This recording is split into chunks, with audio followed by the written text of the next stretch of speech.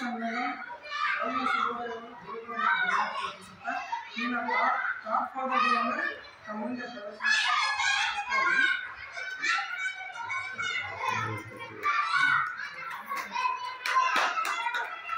Claps once again. Claps. Thought for the day. My name is, our group name is Tungabhadra. My name is Alandar Bungarji. Today first thought.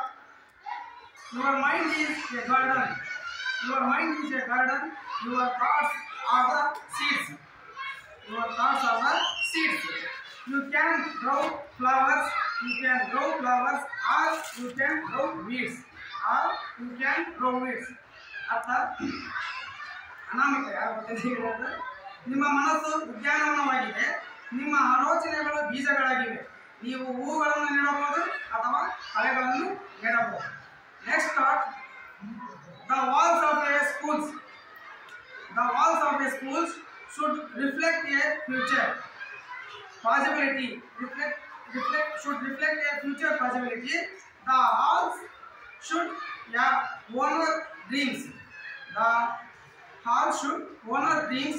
The rooms to help prepare from them.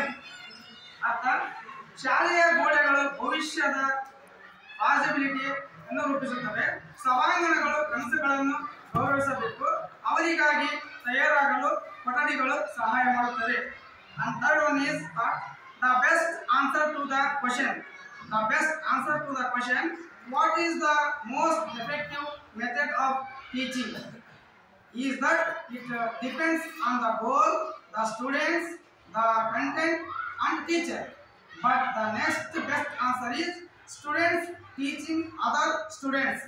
Gilbert McKichey. ಇದರರ್ಥ ಬೋಧನೆಯ ಅತ್ಯಂತ ಪರಿಣಾಮಕಾರಿ ವಿಧಾನ ಯಾವುದು ಎಂಬ ಪ್ರಶ್ನೆಗೆ ಉತ್ತಮ ಉತ್ತರ ಇದು ಗುರಿ, ವಿದ್ಯಾರ್ಥಿ, ವಿಷಯ ಮತ್ತು ಶಿಕ್ಷಕರ ಮೇಲೆ ಅವಲಂಬಿತವಾಗಿರುತ್ತದೆ. ಆದರೆ ಮುಂದಿನ ಅತ್ಯುತ್ತಮ ಉತ್ತರ ಇತರೆ ವಿದ್ಯಾರ್ಥಿಗಳಿಗೆ ಬೋಧಿಸುತ್ತಿರುವ ವಿದ್ಯಾರ್ಥಿಗಳು. Written by Gilbert McKeachie. Thank you.